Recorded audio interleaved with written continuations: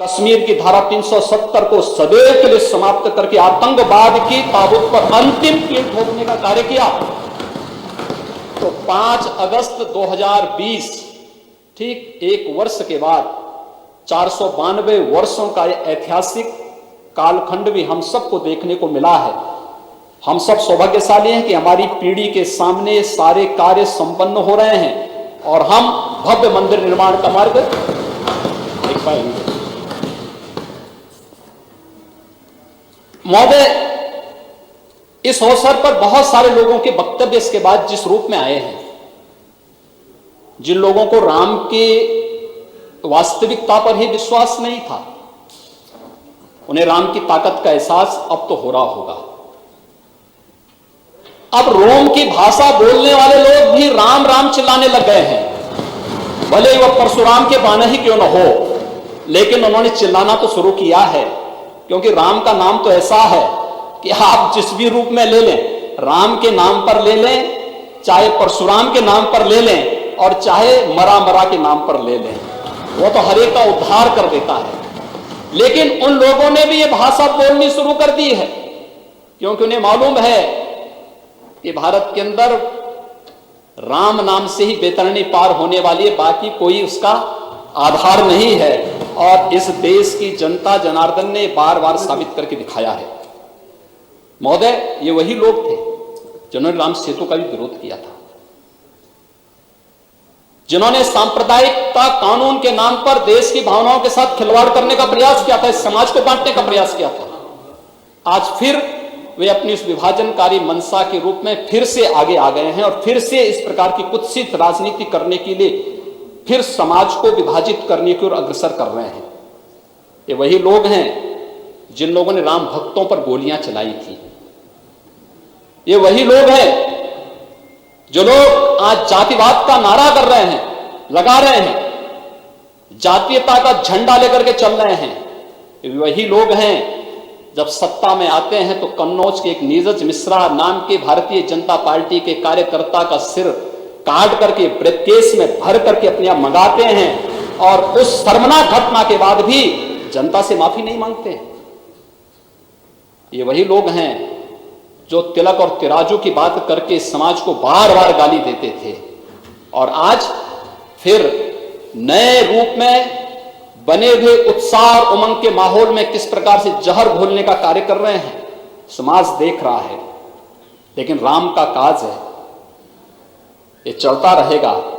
और राम के इस काज के लिए मैं पूरे सदन को बधाई देता हूं, पूरे सदन के सभी माननीय सदस्यों को हृदय से बधाई देता हूं। और मैं इस बारे में सबसे कहना चाहता हूं, उत्तर प्रदेश के लिए एक अवसर है। ये सच है, हम सब वैश्विक महामारी से लड़ रहे हैं, हम लोग लड़ेंगे। और अभूतपूर्व कार्य किया है सभी माननीय सदस्यों ने, अभूतपूर्व कार्य किया है।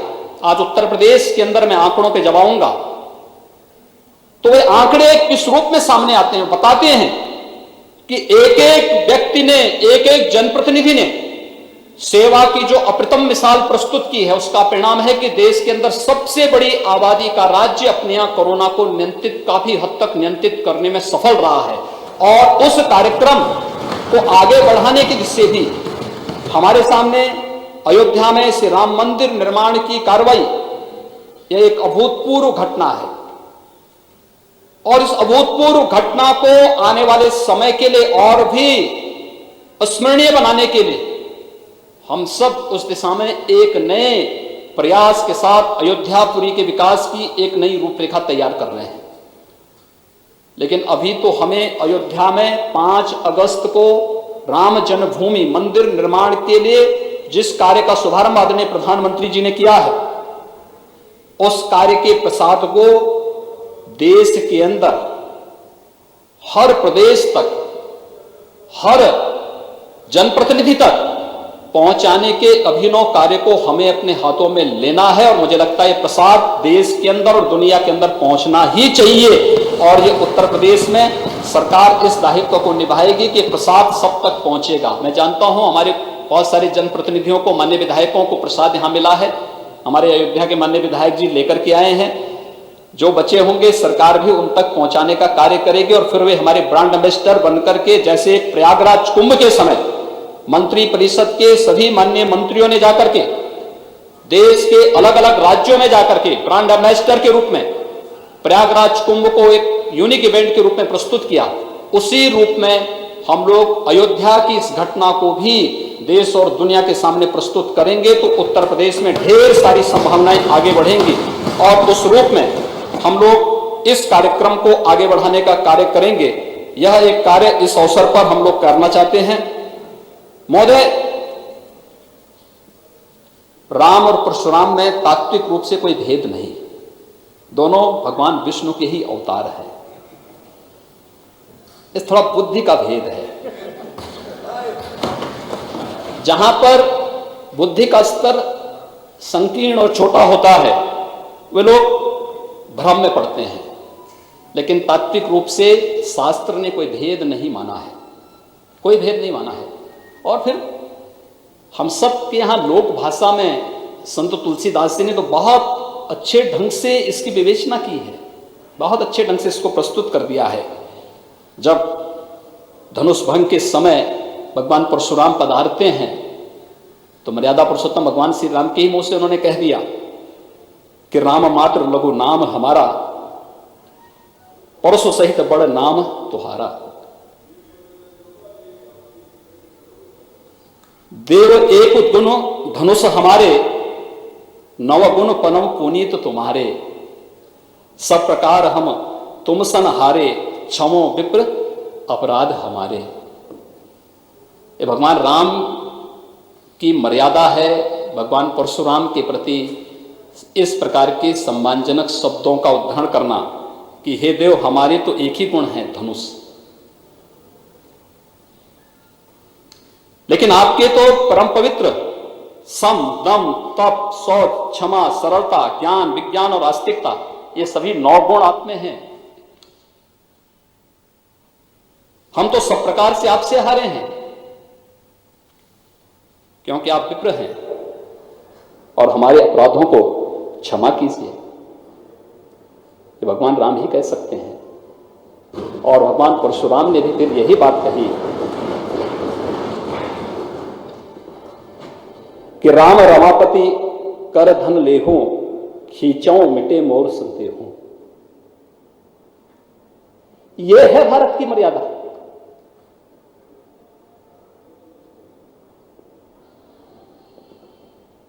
भगवान विष्णु का वह धनुष कि आखिर ये संदेह मिटे कैसे, क्या मैं जो देख रहा हूं क्या वो सच है।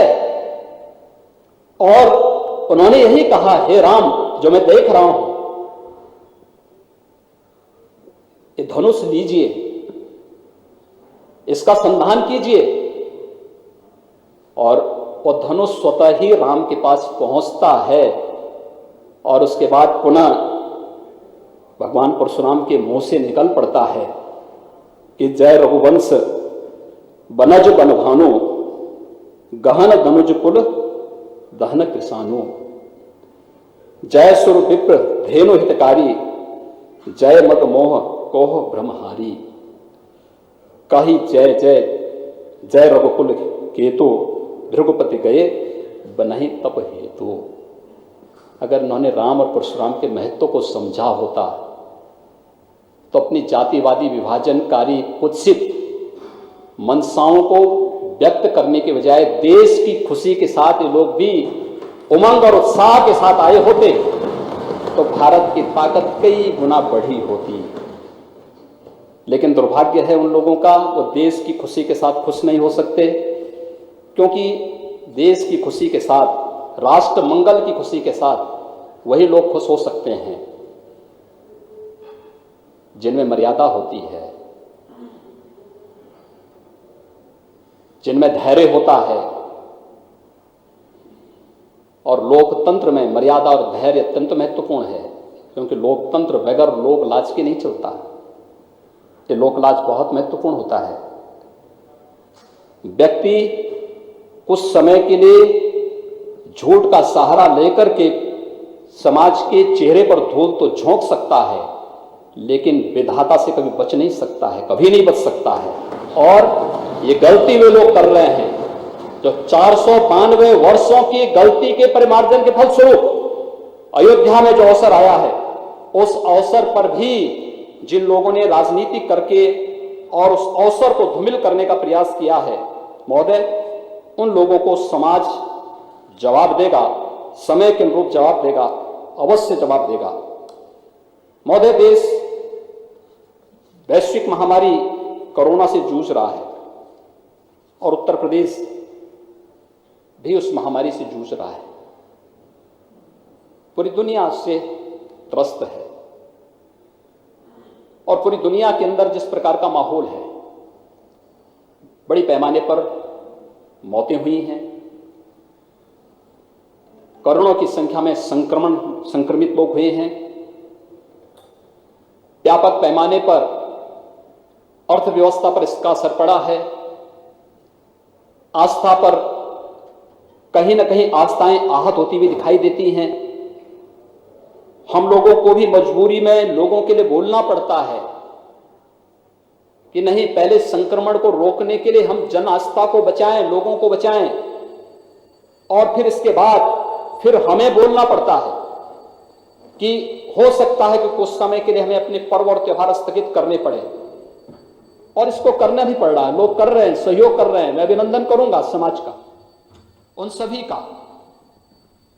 बड़े बड़े पर्व और त्योहार हम लोगों ने आह्वान किया, रामनवमी का पर्व अयोध्या में नहीं होगा, अपेक्षित थी कि 2 करोड़ की भीड़ आएगी, और देखा होगा सब लोगों ने कहा कि नहीं, हम सहयोग करेंगे। आदरणीय प्रधानमंत्री जी का आह्वान था, लॉकडाउन होना, लॉकडाउन में सभी लोगों ने सहयोग किया। जनता कर्फ्यू में पूरा देश उमड़ पड़ा, एक साथ सब लोगों ने मिल करके उस अभियान का हिस्सा बन करके कार्यक्रम किया। लॉकडाउन में जो समय से ले गए निर्णय के परिणाम स्वरूप देश को बचाने में मदद मिली, लेकिन उस सब के बावजूद इस वैश्विक महामारी, सदी की सबसे भीषण संक्रमण कोविड-19 से इस लड़ाई को लड़ने की तैयारी जिस रूप में हुई है और जिस रूप में कर रहे हैं, महोदय, अगर मैं आंकड़े प्रस्तुत करूं उत्तर प्रदेश की भी और देश के प्रमुख राज्यों की भी, दिल्ली का एक नमूना उत्तर प्रदेश में आता है और उत्तर प्रदेश में आके कहता है कि उत्तर प्रदेश में कोविड के खिलाफ कोई रणनीति नहीं बन पा रही है। यानी जिन्होंने दिल्ली को बर्बाद किया, जिन लोगों ने उत्तर प्रदेश और बिहार के नागरिकों के साथ दुर्व्यवहार करके वहां से जबरन वहां से भगाया, बेशर्मी के साथ अपने चेहरे पर बेशर्मी ओढ़े हुए लोग आकर के यहां पर आकर के उल जलूल वक्तव्य देकर के किस प्रकार की बातें करते हैं। अगर मैं आंकड़े आपके सामने पढ़ूं, उत्तर प्रदेश की आबादी है महोदय आज के दिन पे 23 करोड़ 78 लाख,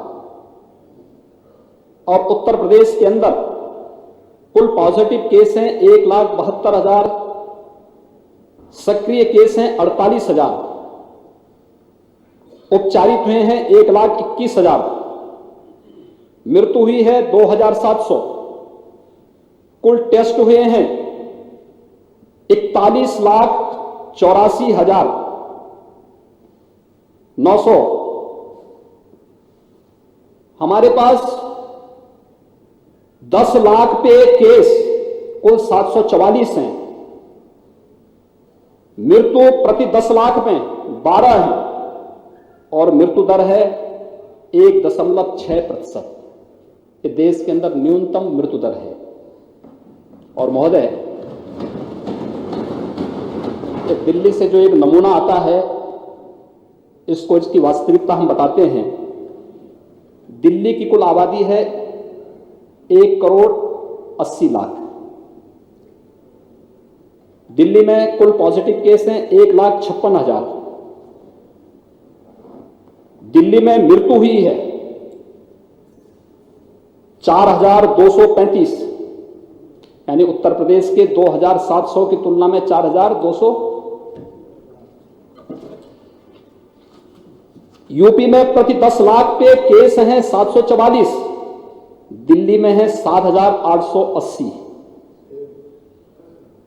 प्रति 10 लाख पे यूपी में मृत्यु है 12, दिल्ली में है 214। यूपी में है मृत्यु दर 1.6, दिल्ली में है 2.7%, और यूपी में पॉजिटिविटी है 4.1% और दिल्ली में है 11.5%। ये हैं लोग। इन चेहरों को थोड़ा पहचानो, ये विभत्स चेहरे, इस सत्ता को लूटने वाले चेहरे, समाज को गुमराह करके बेशर्मी के साथ आकर के धमकी देने वाले चेहरे, ये वही चेहरे हैं। इनको पहचानने की आवश्यकता है। लोकतंत्र के नाम पर कलंक बनाने वाले चेहरे, और ये वे चेहरे हैं। और महोदय, आज के दिन पर देश के अंदर न्यूनतम मृत्यु दर के साथ उत्तर प्रदेश कोरोना की इस लड़ाई को लड़ रहा है। दुनिया के अंदर बड़े देशों के साथ अगर हम तुलना करें, अमेरिका, महोदय, अमेरिका की कुल आबादी है 32 करोड़ 72 लाख। अमेरिका में कुल पॉजिटिव केस हैं 57 लाख, सक्रिय केस हैं 24,62,000, मृत्यु हुई है 1,76,000।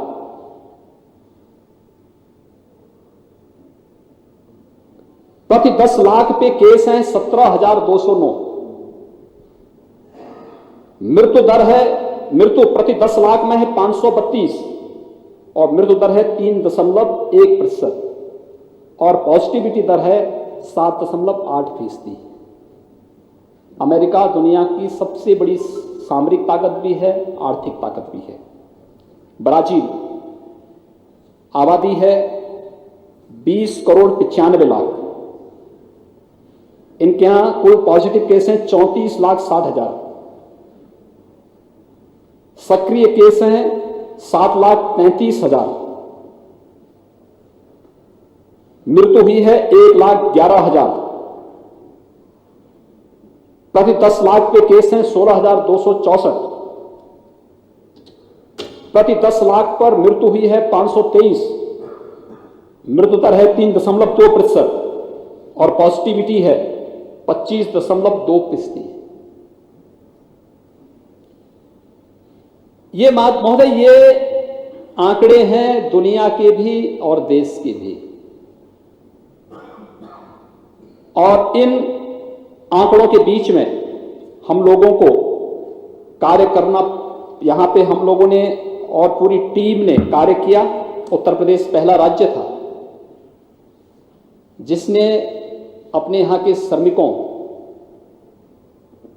स्ट्रीट वेंडर्स की और गरीबों के लिए राहत की घोषणा की। मंत्री परिषद जैसे बैठा, मंत्री परिषद की समिति वित्त मंत्री की अध्यक्षता में गठित होती है और मंत्री परिषद की सिफारिश के साथ ही, कमेटी की सिफारिश के साथ ही 25 मार्च को लॉकडाउन प्रारंभ होने के साथ ही सिफारिश भी लागू होती है। प्रदेश ने 34 लाख से अधिक निर्माण श्रमिक, स्ट्रीट वेंडर, पल्लेदार, कुली, इन सबको भरण पोषण भत्ता देने का कार्य प्रारंभ किया। उत्तर प्रदेश पहला राज्य था जिसने उन गरीबों के लिए इस प्रकार के कार्य की योजना को लागू किया और फिर पूरे देश के अंदर इस कार्यक्रम को लागू किया गया।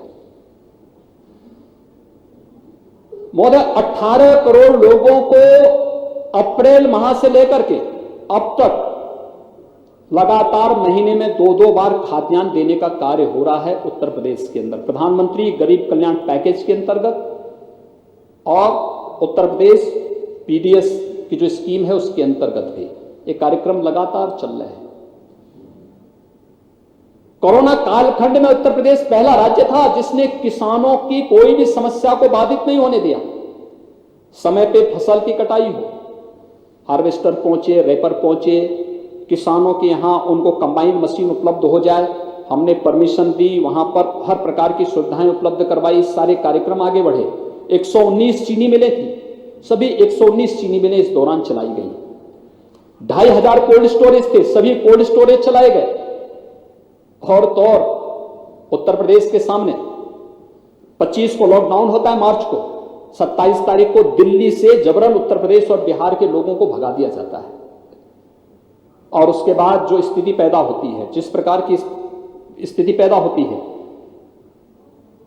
दिल्ली बॉर्डर पर, गाजियाबाद में, नोएडा में उत्तर प्रदेश परिवहन निगम ने अगले 48 घंटे के अंदर सभी 3.5 से 4 लाख उत्तर प्रदेश वासियों को भी और बिहार वासियों को भी सुरक्षित उनके गांव तक या क्वारंटीन सेंटर तक पहुंचाने का कार्य किया। ये उत्तर प्रदेश ने ही किया। महोदय, उत्तर प्रदेश ने उस दौरान हमारे प्रदेश के 12,500 छात्र कोटा राजस्थान में थे। यानी जब हम एक आपदा से लड़ रहे हैं तब लोग बस के नाम पर स्कूटर का नंबर हमें दे करके मजाक बना रहे थे लोगों के साथ में, और यही सच्चाई नहीं सुनना चाहते, इसीलिए भाग करके बाहर गए हैं, क्योंकि इन्हें मालूम है कि जब ये सच्चाई सामने आएगी एक्सपोज होंगे। न्यायालय में गए, न्यायालय ने भी इनको इस बारे में कहा कि जब प्रदेश सरकार लड़ रही थी, एक महामारी से लड़ रही थी, उस समय सहयोग करने की बजाय आप झूठे नंबर देकर के गुमराह करने का प्रयास कर रहे हैं, बाधा पैदा कर रहे हैं। 12,500 हमारे बच्चे, इस प्रदेश के बच्चे कोटा राजस्थान में प्रतियोगी परीक्षाओं की तैयारी कर रहे थे। हम लोगों ने उन सभी बच्चों को उसी दौरान उत्तर प्रदेश परिवहन निगम की बसेज को लगा करके सुरक्षित उनके घर तक पहुंचाने का कार्य किया, और वे सभी बच्चे अपने घर में सुरक्षित रहे। एक भी इन्फेक्शन इस मामले में भी नहीं आया। प्रयागराज में 15,000 छात्र प्रतियोगी परीक्षाओं की तैयारी कर रहे थे, कहीं कोई समस्या नहीं। उन सबको सुरक्षित उनके घरों तक पहुंचाने का कार्य भी उत्तर प्रदेश परिवहन निगम की बसेज से किया गया। जिन राज्यों ने हमसे मदद मांगी, मध्य प्रदेश ने मदद मांगी, हमने, उत्तर प्रदेश ने मध्य प्रदेश वासियों को भेजा। बिहार की सरकार ने मांगा, हमने उत्तर प्रदेश के परिवहन निगम की बसेज से उनको भेजने का कार्य किया। उत्तराखंड ने मांगा, उत्तराखंड के लोगों को भेजा। हरियाणा ने मांगा, हरियाणा के लोगों को भी हमने उत्तर प्रदेश से सुरक्षित उनके राज्यों में भेजने और पहुंचाने का कार्य किया। लेकिन उस क्राइसिस के दौरान भी जब राहत कार्य करना था, जब हमारे विधायक, हमारे सांसद राहत कार्य में लगे थे, तब भी विपक्ष वहां पे नकारात्मक राजनीति कर रही थी, और तब भी झूठे आंकड़े दे रही थी। बस के नाम पर स्कूटर का नंबर दे रही थी, कबाड़ गाड़ियों का नंबर दे रही थी, और अन्य मजाक बना करके जनता की सुरक्षा के साथ खिलवाड़ करने का कार्य कर रही थी। अक्षम्य अपराध इन लोगों का ये भी था, और इसीलिए उन पर टिप्पणी करनी पड़ी थी माननीय न्यायालय को भी। महोदय, यह कार्यक्रम लगातार चलता रहा। उसके बाद उसी दौरान हम सब ने देखा तबलीगी जमात के कारण किस प्रकार से इंफेक्शन फैला था। उत्तर प्रदेश ने उसको भी बहुत मजबूती के साथ रोका। जिन लोगों ने उत्पात मचाना, क्योंकि बहुत सारे लोगों की आदत खराब होती है, मानते नहीं है, तो फिर जिस भाषा से मानते थे उस भाषा में मनवा करके और बहुत सख्त कार्रवाई की गई। सख्त कार्रवाई करने के बाद उस संक्रमण को रोकने का कार्य भी किया गया। उत्तर प्रदेश इसके बाद अपने उन नागरिकों की चिंता भी किया। 36 लाख से अधिक प्रवासी कामगार और मजदूर अलग अलग राज्यों में काम करते थे। उनकी सुरक्षित वापसी के लिए उत्तर प्रदेश परिवहन निगम ने, भारतीय रेल ने आदरणीय प्रधानमंत्री जी के अनुकंपा से जो व्यापक कार्य योजना बनाई, वे सभी लोग सुरक्षित आए। कोई कल्पना कर सकता है जिस राज्य में 40 लाख से अधिक माइग्रेंट लेबर आई हो, उस राज्य में संक्रमण किसी भी अन्य बड़े राज्य की तुलना में न्यूनतम स्तर पर है। और यह कार्य इसलिए हुआ क्योंकि एक टीम काम कर रही थी, एक मशीनरी काम कर रही थी। मैं इस अवसर पर नमन करता हूं अपने सभी कोरोना वॉरियर्स को, जिन्होंने सचमुच उत्तर प्रदेश का हेल्थ सेक्टर देश के और दुनिया के अन्य राज्यों की तुलना में या अन्य बड़े राज्यों में, विकसित राज्यों की तुलना में, विकसित देशों की तुलना में कमजोर माना जाता था। लेकिन इस सब के बावजूद हेल्थ सेक्टर ने, मेडिकल एजुकेशन ने, हेल्थ ने, सभी ने, और कोरोना वायरस ने, चाहे वह स्वास्थ्य विभाग से जुड़े हुए हों, चाहे वह सुरक्षा से जुड़े हुए हों, चाहे वह सफाई के कर्मी हों, चाहे वह बैंक से या समाज के अलग अलग सेक्टर से जुड़े हुए हों, खाद्य विभाग से जुड़े हुए थे, कृषि से जुड़े हुए थे, अलग अलग विभाग से जुड़े हुए, सभी लोगों ने मिलकर के जो एक टीम वर्क का उदाहरण प्रस्तुत किया कि विपत्ति में हम काम करेंगे, और जो उदाहरण प्रस्तुत किया, आज उसका परिणाम था कि हम लोग संक्रमण को हर हाल में कंटेन करने में सफल हुए। और उत्तर प्रदेश आज के दिन पर जहां एक सुरक्षित स्थिति में है, वहीं महोदय आज के दिन पर सर्वाधिक टेस्ट करने वाला राज्य भी उत्तर प्रदेश है। अपनी सीमित क्षमता के बल पर सर्वाधिक टेस्ट करने वाला राज्य भी उत्तर प्रदेश बना। हम लोग आज के दिन पर लगभग 45 लाख के आसपास टेस्ट उत्तर प्रदेश आज के दिन पे कर रहा है और सर्वाधिक टेस्ट है। ये कार्य 1,51,000 से अधिक बेड्स उत्तर प्रदेश राज्य में केवल कोविड के लिए बना दिए जाएं, वेंटिलेटर्स हर जनपद में उपलब्ध हो जाएं, एफएनएनसी की व्यवस्था हर एक जनपद में पहुंचा दी जाए। उत्तर प्रदेश की मशीनरी ने करके दिखाया और उस टीम वर्क के साथ कार्य करते हुए लगातार आज कार्य कर रहे हैं। इंफ्रास्ट्रक्चर डेवलपमेंट के कार्य, हाईवे हैं, एक्सप्रेसवे हैं, बड़े निर्माण के कार्य हैं। मंत्री परिषद की रिपोर्ट आने के साथ ही कमेटी ने अपनी रिपोर्ट दी, तत्काल ये कार्य प्रारंभ हो गए, युद्ध स्तर पर कार्य चल रहे हैं और आज उसका परिणाम है। हम मानते हैं कोरोना कालखंड था, पूरी दुनिया की इकोनॉमी पे असर पड़ा, लेकिन दुनिया की इकोनॉमी पर असर पड़ने के साथ साथ उत्तर प्रदेश अप्रैल, मई और जून में हमारी इकोनॉमी पे असर पड़ा। लेकिन इकोनॉमी पे असर पड़ने के साथ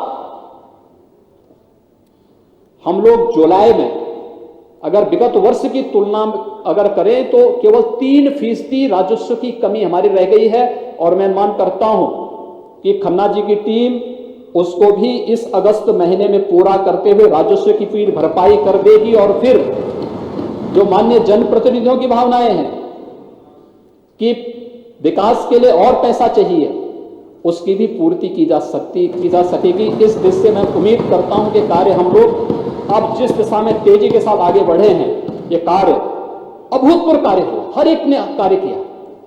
उधर प्रधानमंत्री जी पैकेज घोषित करते हैं 20 लाख करोड़ का, इधर एमएसएमई अगले दिन ही 2 लाख से अधिक यूनिट को 2,000 करोड़ रुपए से अधिक का ऋण वितरण कर देता है। उत्तर प्रदेश ने कहा है कि हम काम करके दिखा सकते हैं, हर योजना का लाभ ले सकते हैं। महोदय, उत्तर प्रदेश को अगले 1 साल के अंदर 15,000 करोड़ रुपए अपने एमएसएमई यूनिट को लोन के रूप में देना था और हम लोग अब तक 10,000 करोड़ रुपए से अधिक बांट चुके हैं और मुझे लगता है कि बहुत शीघ्र जो कार्य आगे होने जा रहे हैं, इन कार्यक्रमों को भी हम आगे करने जा रहे हैं, बहुत तेजी के साथ आगे बढ़ा रहे हैं।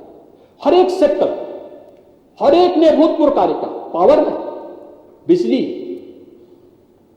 उस कालखंड में भी बिजली निरंतर मिलती रही लोगों को, कहीं कोई समस्या नहीं थी।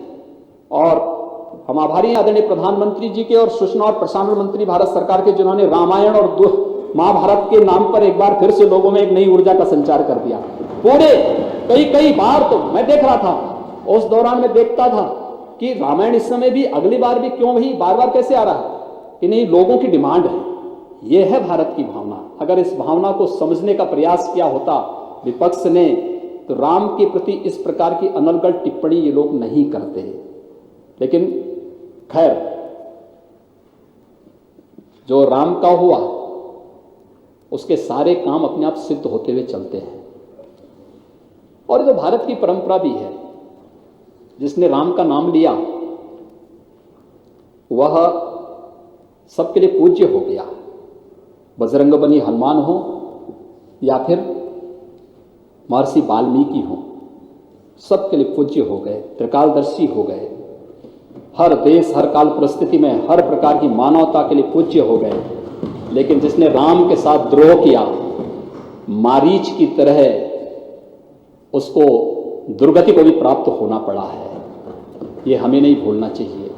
और महोदय, मैं इस अवसर पर यही कहना चाहूँगा कि उत्तर प्रदेश सरकार हर एक मोर्चे पर इस कार्य को आगे बढ़ाने का कार्य कर रही है। मैं सभी माननीय जनप्रतिनिधियों से और खासतौर पर अपने सभी माननीय विधायकगणों से भी अनुरोध करूंगा कि जो कार्य आप लोगों ने किया है, जिस तरीके से अभूतपूर्व मिसाल प्रस्तुत की है, खाद्यान्न वितरण की, राशन की, माइग्रेंट लेबर को लेकर के स्वयं की चिंता किए बगैर, उस दौरान में देखता था बहुत सारे विधायकगण जाते थे, उनके लिए शिविर लगाते थे, भोजन वितरण करते थे, लोगों को राहत देते थे, उनको सुरक्षित पहुंचाने का कार्य करते थे। एक एक गांव का विजिट करते थे, मुझे फोन करके बोलना पड़ता था कि भाई देखो अपना स्वयं का बचाव पहले करिए, अपना बचाव करते हुए फिर हमें बचाव के कार्यक्रम को आगे बढ़ाना है। और इस कार्यक्रम को करते करते हमें अपने 2 मंत्री भी खोने पड़े।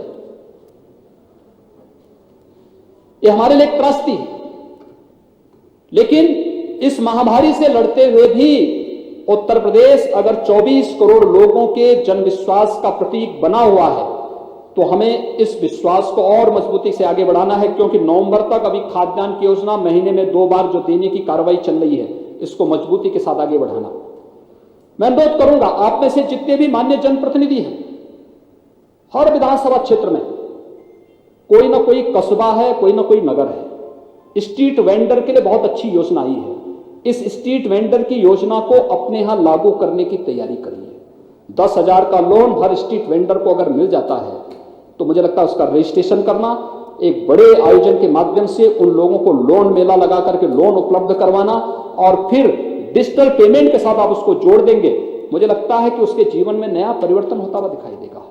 एमएसएमई सेक्टर में, विश्वकर्मा श्रम सम्मान में, और आज जो विधेयक आपने यहां पारित किया है, इस विधेयक में एमएसएमई में लगने वाली यूनिट में 1000 दिनों तक किसी प्रकार की कोई समस्या नहीं। आप आज अपना आवेदन करके काम अपना प्रारंभ कर दीजिए, 1000 दिनों में आप एनओसी लेते रहिए, और अगर आपने तय समय सीमा के अंदर आवेदन कर दिया है और नहीं दिया तो डीम्ड मान ली जाएगी कि आपको ले लिया, आपको दे दिया गया। इसके लिए फिर कोई अन्य प्रकार की उसकी आवश्यकता नहीं। ये एक बड़ा कार्य, और इस कार्य को करने की दिशा में हम लोगों को अभी से अपनी कार्य योजना बनानी चाहिए।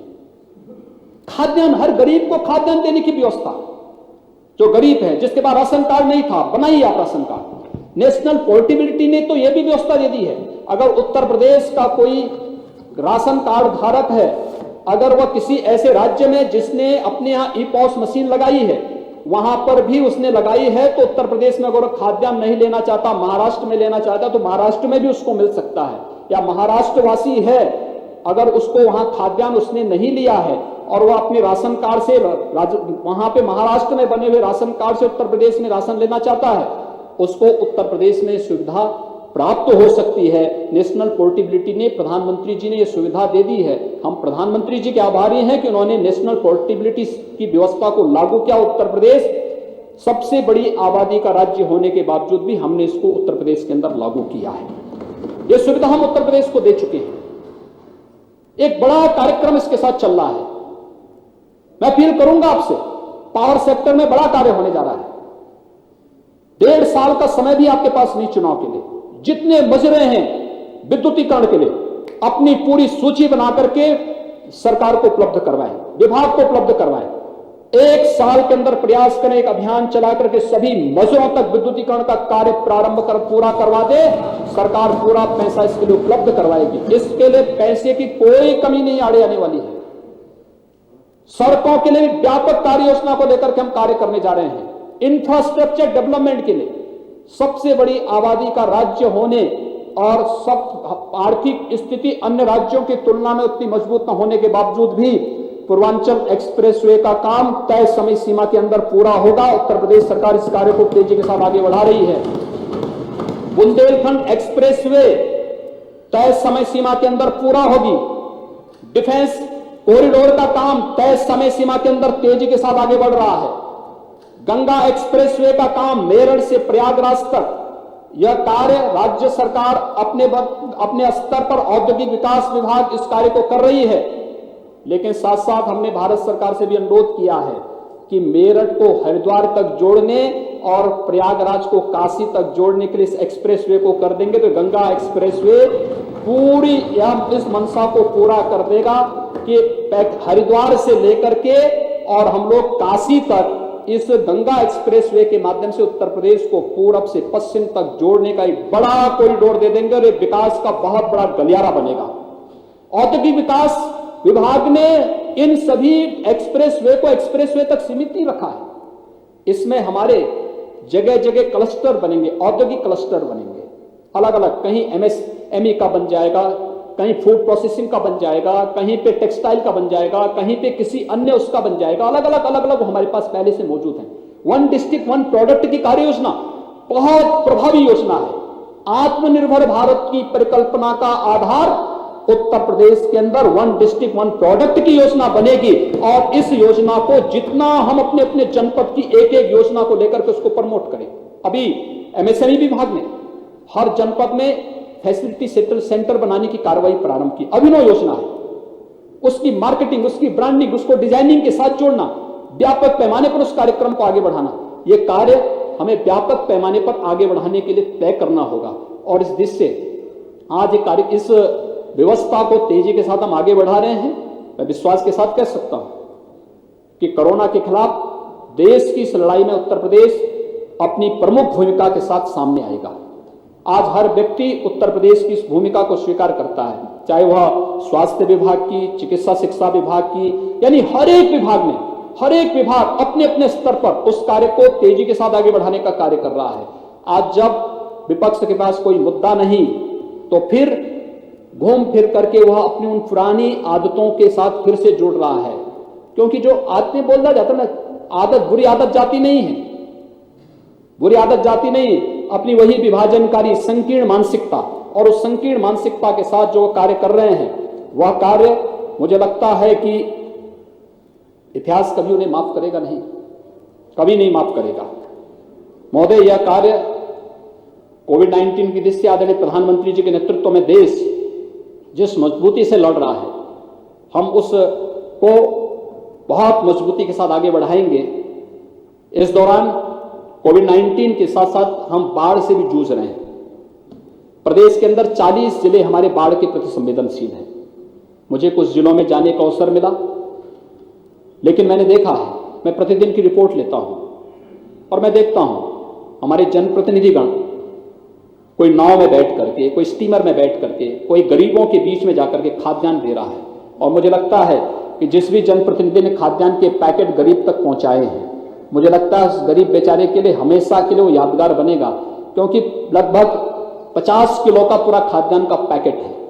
एक व्यक्ति तो नहीं उठा सकता है। मुझे लगता है खन्ना जी जैसे लोग भले उठा लेंगे, लेकिन सामान्य व्यक्ति तो नहीं उठा पाएगा। अब देखो, 10 किलो चावल, 10 किलो आटा, 10 किलो आलू, लाई, दाल, तेल, नमक, मिर्च, मसाला, केरोसिन, जिन जिलों में नहीं वहां भी आवंटन की तैयारी और युद्ध स्तर पर इस कार्य को। और मैं चाहूंगा कोविड-19 से भी लड़ना है, बाढ़ से भी लड़ना है, और साथ साथ हर प्रकार की आपदा से लड़ करके हमें विजयश्री को वर्ण करना है। और इस विषय में आपका आह्वान करूंगा, कहीं भी कोई कमी होती है आप इसके बारे में अवगत बताएं। हम उसमें पूरी तत्परता के साथ राहत के कार्यों को वहां पर करने के लिए हर जनपद को कोविड-19 के लिए पर्याप्त धनराशि उपलब्ध कराई गई है। हर जनपद को बाढ़ की दृष्टि से पर्याप्त धनराशि उपलब्ध कराई गई है। किसी भी चीज की कमी कहीं नहीं होने दी जाएगी। और बाढ़ से भी बचाएंगे, इससे भी बचाएंगे, और साथ साथ अपराधियों से तो उत्तर प्रदेश को पहले ही बचाया जा चुका है और भी मजबूती के साथ बचाने का कार्य करेंगे। ये लोग कानून व्यवस्था की जो लोग बात कर रहे हैं ना, कानून व्यवस्था के लिए सबसे बड़े खतरे तो यही लोग थे। उत्तर प्रदेश में महोदय, अगर मैं 2016 की तुलना में अगर उत्तर प्रदेश के आंकड़ों को प्रस्तुत करूं तो महोदय, डकैती के मामलों में 74.5% की कमी आई है, अनुमान कर सकते हैं। लूट के मामले में 65.29% की कमी आई है। हत्या के मामले में 26.43% की कमी आई है। बलवा के मामले में 22.17% की कमी आई है। गृह वेदन में 12.69% की कमी आई है। रोड होल्डअप में 100% की कमी आई है। फिरौती के लिए अपहरण 54.55% की कमी आई है। दहेज मृत्यु में 8.55% की कमी आई है। बलात्कार के मामले में 38.74% की कमी आई है। ये उत्तर प्रदेश के अंदर घटते हुए आंकड़े हैं। और मैं अगर नेशनल क्राइम रिपोर्ट ब्यूरो, जो भारत सरकार का है, क्राइम इन इंडिया, अगर इसके आंकड़े प्रस्तुत करूं तो डकैती के मामले में उत्तर प्रदेश 31वां स्थान है। यानी 30 राज्य ऐसे हैं देश के अंदर जहां पर डकैती में उत्तर प्रदेश से ज्यादा डकैतियां पड़ती हैं। उत्तर सबसे बड़ी आबादी का राज्य होने के बावजूद ये स्थिति है। लूट में 20वां स्थान है, हत्या में 26वां, नगबजनी में 32वां, बलात्कार में 24वां, सील भंग में 14वां, पॉक्सो अधिनियम में 23वां, महिला संबंधी अपराध में 15वां। ये आंकड़े हैं उत्तर प्रदेश के अंदर, यानी 31वां स्थान का तात्पर्य 30 राज्य इससे ज्यादा अपराध इसमें पहले से हैं। ये भारत सरकार का नेशनल क्राइम रिकॉर्ड ब्यूरो की आंकड़े हैं। और अगर ये आंकड़े भी इन लोगों के उससे नहीं दिखता तो इसमें हम बहुत तो नहीं कह सकते। और महोदय, अन्य मामलों में भी अगर हम देखें, ट्रिपल तलाक, देश के अंदर सर्वाधिक एफआईआर उत्तर प्रदेश ने की। 1434 एफआईआर हुई और 265 गिरफ्तार भी हुए। ट्रिपल तलाक के मामले का जिसने भी उल्लंघन किया और जबरदस्ती उसने कानून के साथ खिलवाड़ किया तो उसमें कार्रवाई करने में उत्तर प्रदेश ने देश के अंदर सबसे अधिक कार्रवाई भी इस मामले में की। यानी महिला सुरक्षा के प्रति जो कार्रवाई प्रदेश ने अंदर प्रारंभ की, उस कार्रवाई को लेकर के भी हम लोग इस कार्यक्रम को आगे बढ़ा रहे हैं। मैं इस अवसर पर अनुरोध करना चाहूंगा, मैंने आप सभी माननीय विधायकों से इस बारे में कहा भी कि अगर जो समय है, ये मान के चलिए 1 साल का ही समय आपके पास है, विद्युतीकरण का कार्य आप उन गांवों में करा दें जिन गांवों में आज तक कभी बिजली नहीं पहुंची। बहुत बड़ा कार्य होगा और प्रस्ताव जितनी जल्दी बना करके भेज सकते हैं हमें बनाना चाहिए। दूसरा, जिन ग्राम पंचायतों में ग्राम सचिवालय नहीं है, जमीन मौके पे जाके आरक्षित करवाइए, प्रस्ताव भिजवाइए, तत्काल ग्राम पंचायत का काम वहां के लिए तत्काल प्रारंभ करवाने की तैयारी करवाइए। गांव को टेक्नोलॉजी के साथ जोड़िए, ऑप्टिकल फाइबर का कनेक्शन हर गांव तक पहुंचे और ग्राम सचिवालय को हर एक गांव में आप कई लोगों को रोजगार दे सकते हैं।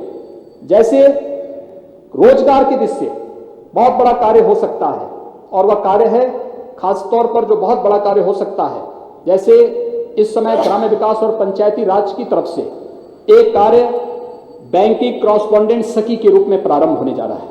हर गांव की किसी पढ़ी लिखी महिला को आप इस बैंकिंग क्रॉसपॉन्डेंट सखी के साथ जोड़ सकते हैं। ऑनलाइन, यानी बैंकों में आपने देखा होगा कि हम पेंशन की राशि भेजते थे, अगले दिन लॉकडाउन के दौरान बड़ी संख्या में लोग भीड़ लगाते थे बैंकों में। अगर हम ग्राम सचिवालय में ही ये सुविधा दे दें कि लेन देन की सारी सुविधा बैंकिंग क्रॉसपॉन्डेंट के माध्यम से गांव के अंदर होगी तो बैंक में भीड़ नहीं होगी, बैंक अपने अन्य कार्यों को संपन्न कर सकता है। और ऐसे ही क्रॉसपॉन्डेंट हम अलग अलग कार्यों के लिए कर सकते हैं। हर गांव सचिवालय में 4 से 5 लोगों को रोजगार की नई संभावना विकसित हो सकती है। तत्परता के साथ चयन करना और इस कार्यक्रम को आगे बढ़ाना। सामुदायिक शौचालय का निर्माण मजबूती के साथ जिन ग्राम पंचायतों में नहीं, चयन करिए और ग्राम सचिवालय में, ग्राम सचिवालय के पास है जहां उपयुक्त समझे, एक सामुदायिक शौचालय के लिए जमीन आरक्षित करना, सामुदायिक शौचालय का निर्माण करवाना। उस शौचालय के निर्माण के माध्यम से स्वच्छता का, अभी स्वच्छता की रैंकिंग आई है भारत सरकार की, उत्तर प्रदेश ने बहुत अच्छी रैंकिंग उसमें प्राप्त की है। देश के अंदर यह अभियान 2014 से चल रहा है, लेकिन उत्तर प्रदेश ने 2017 से इसको प्रारंभ किया और परसों जो आंकड़े आए हैं, मैं नगर विकास को, वर्तमान नगर विकास मंत्री को और पूर्व नगर विकास मंत्री को इसके लिए बधाई देता हूं कि सर्वाधिक पुरस्कार उत्तर प्रदेश सरकार को प्राप्त हुए हैं, उत्तर प्रदेश नगर विकास को प्राप्त हुए हैं। और उसके माध्यम से हम लोगों ने ये साबित किया है कि जहां चाह वहां राह, ये भी साबित को उसमें करके दिखाया है।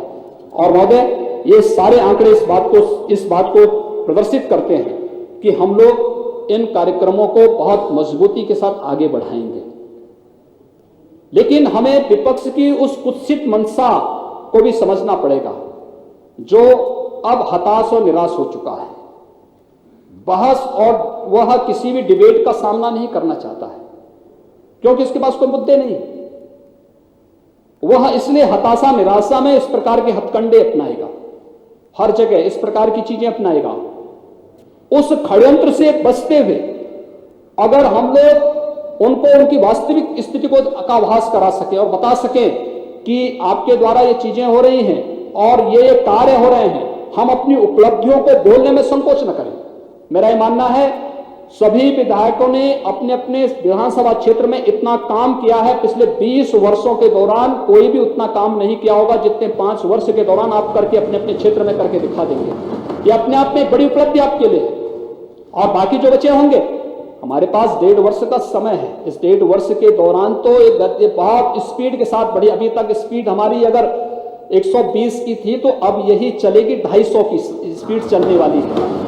और 250 की स्पीड में विपक्ष नहीं चल पाएगा, क्योंकि काम करने की जिसकी आदत नहीं होती है वो काम कर भी नहीं सकता है। उनकी आदत नहीं काम करने की, इसलिए उनकी उस गलत मंशा, वो विभाजनकारी मंशा से बचते हुए हम केवल, मैं आपसे यही कहना चाहता हूं कि हम लोगों को एक नए और समृद्ध उत्तर प्रदेश को, एक सुरक्षित उत्तर प्रदेश की ओर जाने की व्यवस्था करनी चाहिए। और मैं देख रहा था, जब मैं सदन में घुसा, मुझे देख के आश्चर्य हुआ था कि विपक्ष के एक माननीय सदस्य अपने गले में तख्ती लटकाए हुए थे। तो मुझे मेरठ की घटना याद आ गई, जहां पे एक अपराधी अपने गले में तख्ती लटका करके घूम रहा था और कह रहा था जान बख्शो, और जान बख्शो की बात कर रहा था, और जान बख्शो की बात कर रहा था। मुझे लगता है जनता इनको जब सबक सिखाएगी तो यही बताएगी, तब फिर इन लोगों को इसी प्रकार की तख्ती लेकर के घूमना पड़ेगा जनता से माफी मांगने के लिए। ये जनता के अदालत में ये लोग वहां पर जनता के सामने, इनके सामने जवाब देते हुए नहीं बनेगा। और किन किन लोगों के लिए, एक यानी आज तो सदन में खानों को बाहर करने की एक नई मुहिम चल पड़ी है। सपा एक खान के लिए, कांग्रेस दूसरे खान के लिए, कि साहब इनको रिहाई करो, यानी कानून का उल्लंघन करेंगे, कानून को ठेंगा दिखाएंगे, उस प्रकार की गतिविधियों में लिप्त रहेंगे जो समाज विरोधी भी हों और कहीं ना कहीं सुरक्षा को चुनौती देती हों, और उस सबके बावजूद गले में तख्ती लटका करके उन खानों का समर्थन हो रहा हो, तो महोदय ये क्या संकेत करता है? मुझे देख के तो अफसोस होता है कि कांग्रेस के एक नेता तो एक ऐसे व्यक्ति की रिहाई की मांग कर रहे हैं जिसके लिए बाहर से भी थ्रेट आ रहे हैं, अगर छोड़ा नहीं गया तो ये कर लेंगे। हमने कहा ये नया उत्तर प्रदेश है, यहां मालूम है ना, कुछ करने के पहले दूसरे लोग की यात्रा करनी पड़ती है। भूल जाइए, यहां आकर के धमकी दोगे और थ्रेट करोगे सुरक्षा मशीनरी को, तो ये स्वीकार्य नहीं हो सकता है। अगर दूसरे लोग की यात्रा करनी है तो इस प्रकार की थ्रेट दो। अरे थ्रेट हम सुनने वाले नहीं हैं। मुझे केवल आपसे यह अपील करनी है कि महोदय, आपने बहुत महत्वपूर्ण निर्णय लिया। कोरोना कालखंड में सदन को चलाने का यह हमारी संवैधानिक बाध्यता थी। मैं सभी माननीय सदस्यों को हृदय से धन्यवाद भी दूंगा कि मैं जानता हूं इनमें से बहुत सारे माननीय सदस्यों के परिवार के लोग उनको सदन में नहीं भेजना चाहते थे। मुझे लगता है कोई बिरला ही होगा, जिस खन्ना जी जैसे लोग होंगे जिनको कोई पूछने वाला नहीं होगा।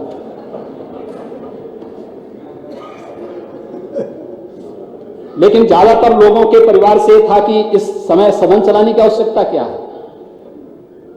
लेकिन सदन चलाया गया, और सदन चलने के बाद आज हम सब यहां पर सदन की कार्रवाई को सफलतापूर्वक अनेक विधायी कार्यों को भी करते हुए अच्छा कार्य हो सकता है। सदन इस बात को साबित करेगा। उत्तर प्रदेश इस बात की मिसाल देश के अंदर प्रस्तुत करेगा, और हम लोगों ने सोशल डिस्टेंसिंग का पालन करते हुए सदन की कार्रवाई को सफलतापूर्वक पिछले 3 दिनों के अंदर चलाया है। तो अलग विषय है, 2 दिन हमें कॉन्डोलेंस में जाना पड़ा, हमारे सामने दुखद समाचार थे, और आज शनिवार के दिन अवकाश के बावजूद सदन चल रहा है। और माननीय सदस्यों की उपस्थिति, भारी मात्रा में उपस्थिति इस बात को प्रदर्शित करती है कि लोकतंत्र के प्रति हमारी आस्था उतनी ही प्रगाढ़ है जितनी मर्यादा पुरुषोत्तम भगवान श्री राम के प्रति हमारी आस्था है। और इसलिए महोदय, मैं अपने विपक्ष के मित्रों से यही बात कहना चाहता हूं। मैं श्लोक और मंत्र तो बोल सकता हूं, लेकिन शायर जानता नहीं, शायरी जानता नहीं। लेकिन इतना मैं जरूर कहूंगा कि चमन को सींचने में कुछ पत्तियां झड़ गई होंगी। यही इल्जाम लग रहा है हम पर बेवफाई का। लेकिन महोदय, चमन को रौंद डाला जिन्होंने अपने पैरों से, वही दावा कर रहे हैं इस चमन की रहनुमाई का। धन्यवाद।